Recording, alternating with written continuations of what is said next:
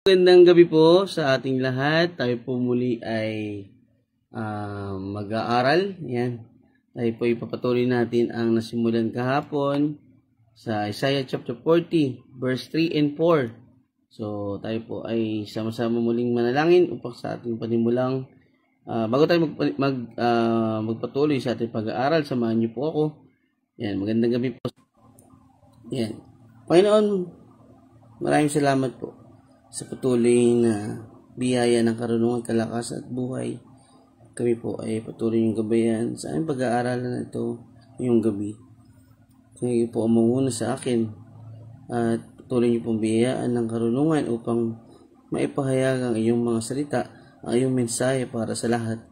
Gabayan niyo po ang pamilya ko, ang mga kapatid ko sa Touching Lives. Patuloy kaming gabayan.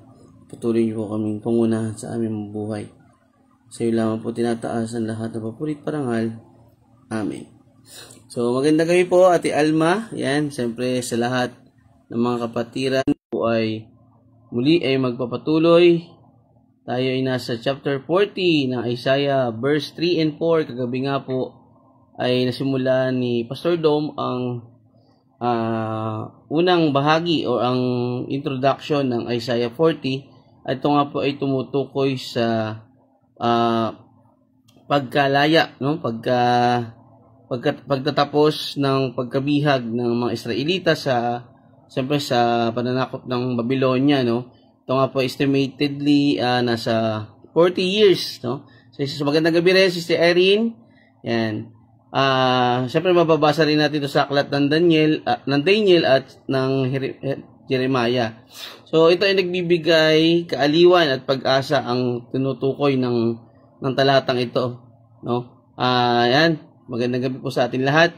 Nagbibigay ito ng katiyakan ng pangako ng Diyos at siyempre sa kanyang soberanya, sa kanyang pagbabalik, no, sa Jerusalem. So yun nga, no, nung panahon na mabihag ang Israelita ay sila ay nagkaroon ng siyempre mabigat na karamdaman o damdamin. At dito nga po ay mayroon silang pagtatanong kung bakit nangyayari sa kanila yon. Siyempre, ito po ay nagduda sila, no? O may question sila tungkol dun sa mga pangako ng Panginoon. Pero bilang pagtupad, ito nga po ay kanilang nasaksihan, no? Tinupad at nangyari ang propesiya ng Diyos na sila ay palalayain, no? At ibabalik sa Jerusalem. So, magandang gabi, si Ma'am Wilma Cervantes, yan, magandang gabi po, siyempre kay Pastor Dom, yan, maraming salamat po sa inyong pagsama. Yun nga po ay binibigyan natin ng pagbabalik yung discussion kagabi, siyempre sa pamumuno ni Pastor Dom, at dito ay sinagot nga ni Yahweh ang pagdududa na ito, at dito nga ay yung pagkalaya nila mula sa pagkabihag. So, magandang gabi po, Tita Mape, at siyempre sa kapatid dating si Brother Wilson Marquez. Yan. So ito nga po ay nakakabit sa propesiya kay Hezekiah, no, noong siya ay hari pa, at ito nga po ay dahil sa kanyang kapalaluan ay nasakop sila ng Babylonia. So dito yung cycle ng buhay ng mga Israelita, no? Darating sila sa kahirapan, sa pagsuway, sa kaparusahan, at doon ay magkakaroon ng, after na pagtuturo, nandun yung restoration. So, ito nga po ay nahati sa tatlong bahagi. So, yung natalakay na natin is yung sa chapter 1 to 39, no? So, yung 1 to 35 ay tumukoy nga po sa propesiya. Ang 36 to 39 ay tema ng pagsakop at pagkupkup. At ito nga pong tinatalakay natin at kabanata ay panimula ng tema ng kaaliwan hanggang sa chapter 66 sa katapusan na sa huling bahagi ng kabanata ng Isaiah. At dito nga po ay may tema nga po ito ng pagkabuhay. So nasusulat sa panahon na pagkatapos ng Babylonia sa chapter 40, itong kabanatang ito ay tumutukoy nga po sa tema ng kaaliwan, sa pangako ng Diyos, sa pagpapalaya sa mga Israelita. Magandang gabi, Sister Ana. Yan. So, ito nga ay patuloy na ating pag-aaralan, no? At isa sa pinakamahalagang bahagi ng kabanata ay syempre ang sentro ay ang verse 31. So, ngunit muling lumalakas at sumisigla at nagtitiwala kay Yahweh at lilipad silang tulad ng mga agila. Sila'y tatakbo ngunit hindi mapapagod. Sila'y lalakad ngunit hindi manghihina. So, magandang gabi, Ate Judy. At siyempre sa Pastor Nanding. So, hindi nga lang po ito, nananawagan nga po ito na hindi lang sa katapusan ng pagkatapon, kundi pati na rin sa kinabukasan ng mga Israelita.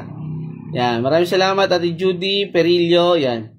So tumutukoy rin ito sa hindi nagbabagong kalikasan ng Diyos. So kung ano yung kanyang salita noon ay hindi nagbabago at yung kanyang pangako ay siguradong matutupad, no? So kailangan lang natin maghintay. Kailangan lang nating umasa sa kanya. So maraming salamat Pastor Nanding. So itong kabanatang ito ay tumutukoy sa kaaliwan, no, na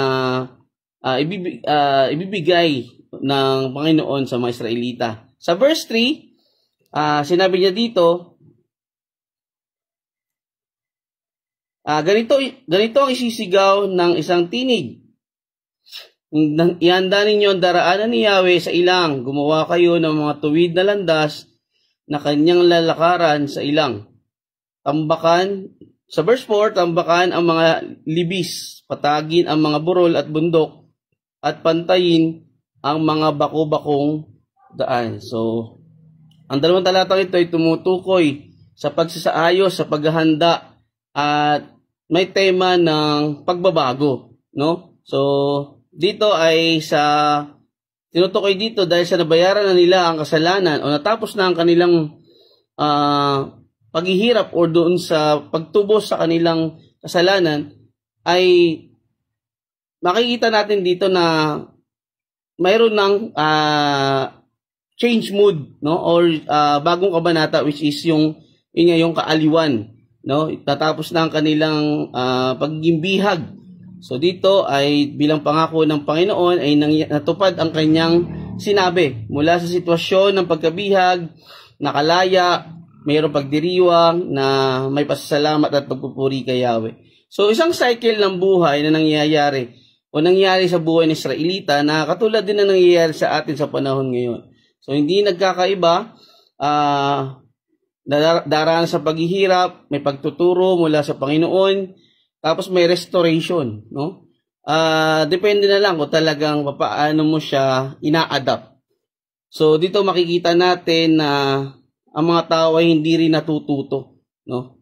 Nowadays ganun din patuloy pa rin sa pag-ulit sa paggawa ng pagsuway. So ang tinig na naririnig ay tinig ng propeta Isaiah na bilang tagapagbalita o tagapaghatid ng mensahe at propesiya ng Diyos. So dito rin ang konsepto ng tinig na to ay pagsasaayos ng daan. No? Pagsaayos ng daan at tumutukoy sa panunumbalik ng sitwasyon ayon sa kalooban ng Diyos. Ang pagbaayos ay sumasalamin sa isang paghahanda, no? Paghahanda sa darating na Panginoon.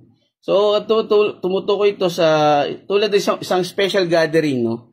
At pag mayroong mga VIP o mga bisita, ay talagang inire-ready natin yung event place, yung papasukan, yung red carpet, no? Pero dito makikita natin ang pagdating ng Panginoon.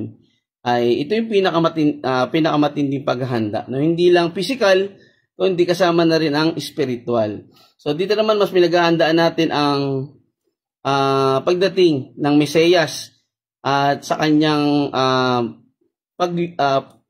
pagligtas sa atin. So ang ilang na nabanggit ay sumasalamin sa isang lugar na nakatiwangwang. No, naalala natin na nung sila ay sinakop, ay matatandaan natin ang mga lugar o ang place na to ay hindi na magagamit, no? So dito ay nagpapaalala sa paglalakbay ng Israelita sa mga disyerto, no, na makikita natin sa Exodus. Ang paghahanda ng daan para sa daraanan ng Panginoon ay nagmumungkahi at nag-aalok sa atin ng pag-aayos sa spiritual at physical, na dito ay bilang paghahanda, ito ay tumutukoy sa ating pagsisisi, no? Panunumbalik sa Diyos at yun nga, no, paghahanda sa ating pagtanggap, no, do sa pangyayari. So tulad na nakikita sa naging ministeryo ni Juan Bautista sa Bagong Tipan, ang ilang ay sumasalamin din sa spiritual na pagkabaog, no, na may pagkabaog. Ang Israel noon ay nangangailangan ng pagbabago. So dito, bilang mananampalataya, bilang Kristiyano, tayo po ay hindi lamang pinapaalalahanan, no, sa ating pag-aaral na bilang maghanda o sa ating mga puso, kundi ito ay tunay na pagbabago, no? Tunay na panunumbalik. Again, ang isang bagay na tayo ay magiging handa ay yung pagbabahagi natin noong kanyang salita, no? Lalo-lalo na sa panahon ngayon na talagang matindi na ang ginagawa ng kaaway. So, sa pangakong tinupad ng Diyos sa kanyang bayan, pinapakita dito ng Diyos na hindi siya kailanman magbabago. Hindi kailanman nagbabago at patuloy na mangyayari ang mga propesiyang kanyang sinabi sa Biblia. So, ang kanyang pagmamahal sa kanyang bayan ay mas binibigyan diin na dito ay mas pinapakita ang kalikasan ng Diyos. Pag tayo ay pinangakuan ng isang tao, madalas ito ay hindi nangyayari, no? Madalas ito ay nakakalimutan na. Pero ang Diyos, kahit gaano pa katagal, lumipas ang panahon, ang kanyang pangako noon ay mangyayari pa rin sa kanyang panahon na itinakda. So, ang pagsasaayos ay nagpapahiwatig ng pag-alis ng mga hadlang at paglikha ng isang matuwid na landas, no, para sa pagdating ng Diyos. Ito sumasagisag sa karangalan siyempre at sa ating pagbibigay papuri sa Kanya. Ito po yan, no, yung mga hadlang na to ay typical na nagbibigay sa atin ng dahilan para hindi tayo makasunod sa Kanya, no? Ito yung mga dahilan kung bakit hindi tayo nakapaglingkod 100% sa Kanya.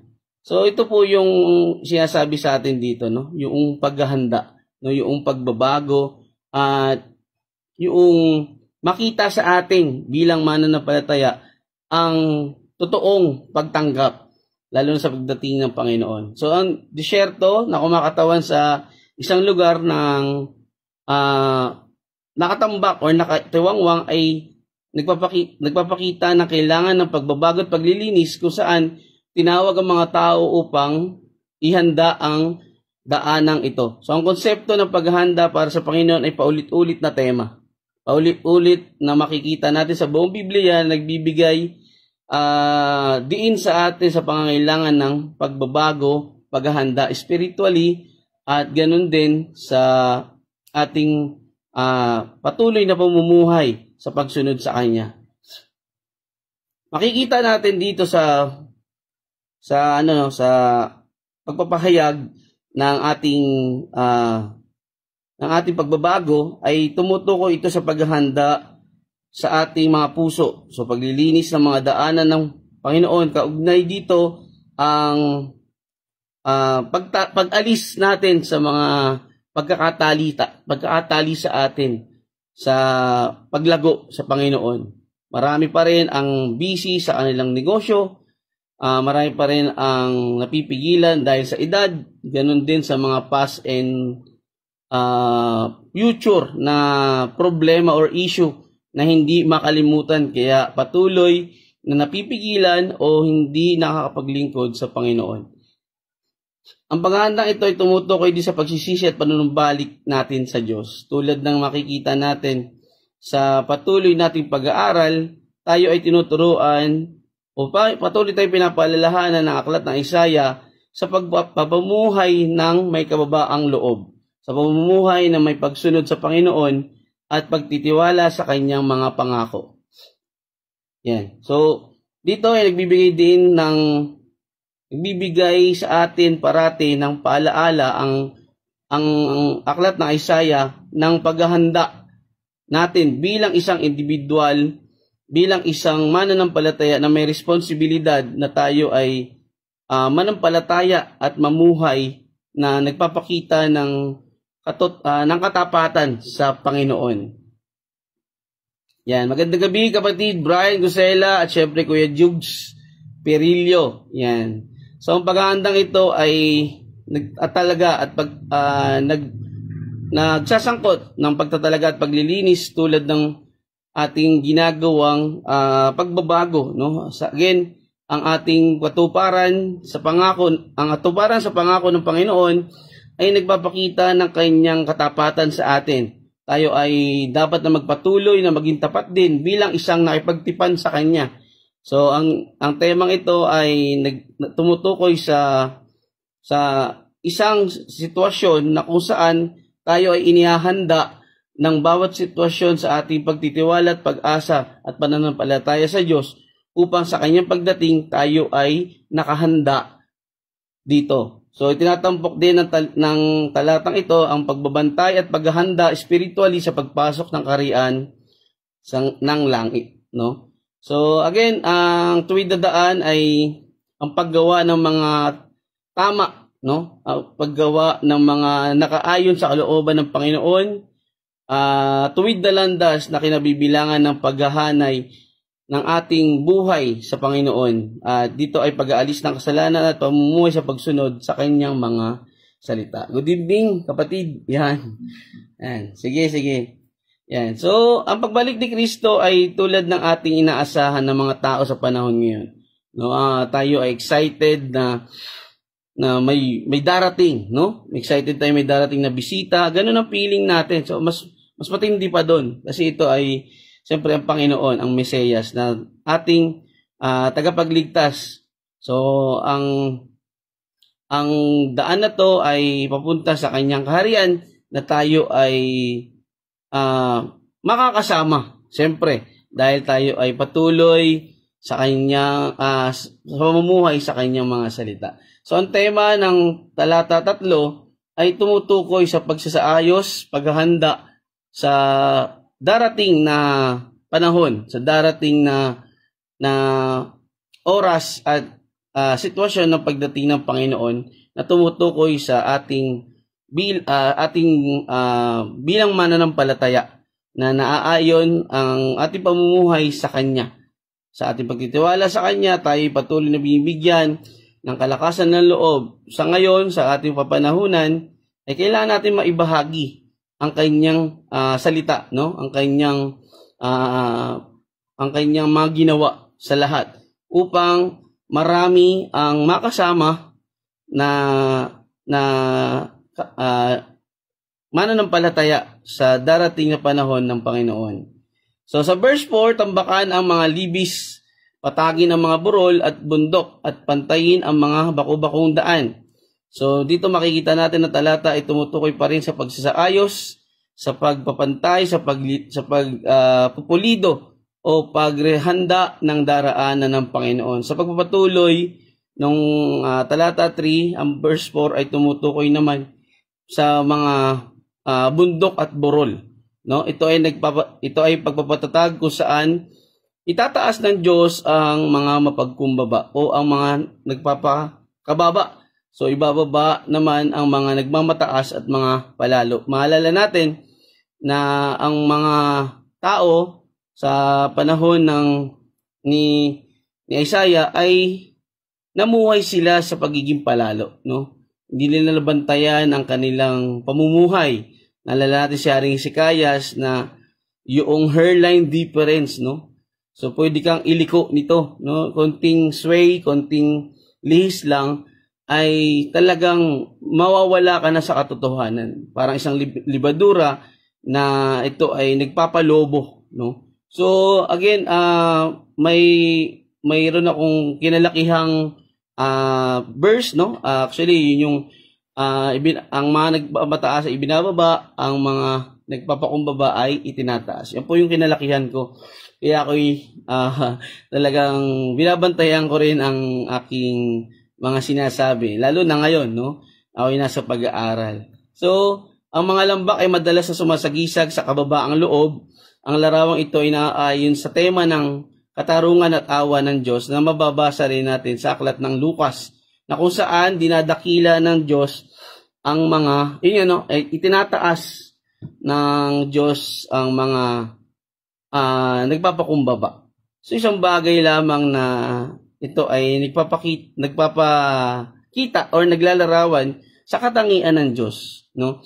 So ang pag-angat ng mga lambak ay makikita rin bilang isang paglalarawan sa panunumbalik at pagtubos ng bayan ng Diyos. Ito ay naghahanda ng daan para sa pagdating ng Panginoon, no? At tayo ay namumuhay dapat sa kababaang loob. So ang bundok at burol ay kadalasang kumakatawan o nilalarawan sa mga nagiging hadlang, no? Mga nagiging excuses, mga nagiging sagabal, no? At syempre yung sa pagiging palalo at pagmamataas. At dito nga po ang pagbaba ng mga ito ay nangangulugan ng pag-alis ng mga sagabal o hadlang sa gawain ng Diyos, no? Kanina yung preaching, no? Message kanina ni Pastor John ay tumutukoy doon sa pagkakakalas or pagkakakalag doon sa tali, no? Hindi natin pinili ang Diyos pero pinili tayo ng Diyos. Isang bagay na yung yung sa ginamit yung asno. Maalala natin na inutusan niya yung kanyang disipulo na kunin yung asno at gagamitin niya sa pagpasok niya doon sa Jerusalem, at doon ay nakita natin yung purpose ng donkey, no? So tayo bilang mananampalataya, ano ba yung purpose natin? Tayo ba ay makikinig lang? Sabi nga ni Pastor John, ikaw lang ba ay papasok, uupo, makikinig, uuli? No? So again, isang bagay na tayo ay pinapaalalahanan na tayo ay bilang mananampalataya, meron tayong function or purpose na tayo ay gagamitin ng Panginoon. So bilang sa panahon ngayon, no, kailangan nating patuloy nating ipamahagi o pahayag ang kanyang salita upang tayo ay patuloy na mamuhay sa kanyang aral, sa kanyang salita. Dahil dito nga po ay pinapakita na ang pagpapakumbaba ay kanyang bibigyan ng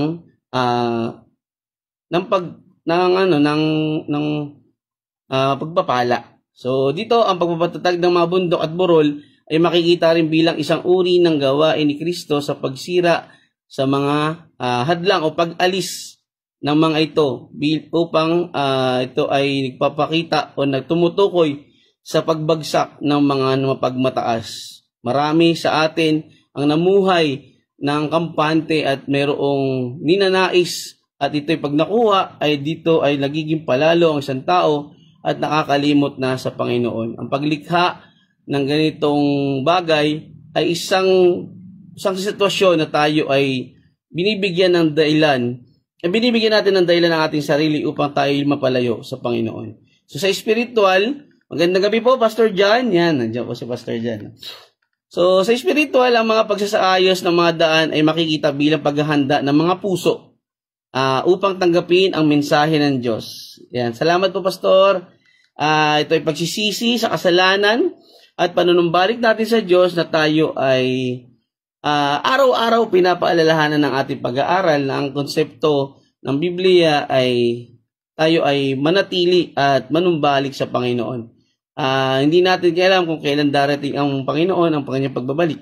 Pero dito ay nagbibigay diin para sa ating mananampalataya na tayo ay nandun sa pagtitiwala sa Panginoon.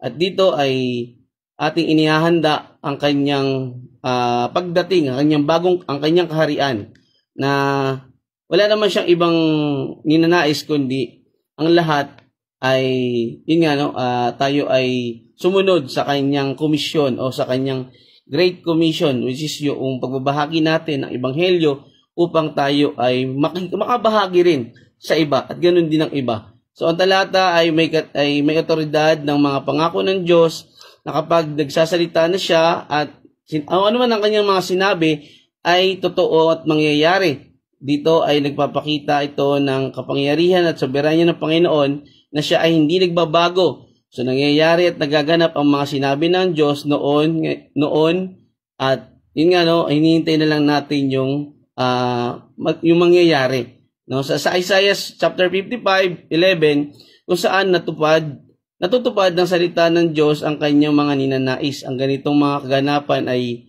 makikita rin natin na isang katangian ng Diyos na hindi nagbabago, na kahit kailanman ay hindi lilipas, no? Sabi nga, ano man ang kanyang sinabi noon ay mangyayari at mangyayari. So maraming propesiya na tayong nabasa sa Biblia, pero dito nakita natin ang mga naging katuparan nito na nagpapakita na hindi nagkakamali ang Panginoon.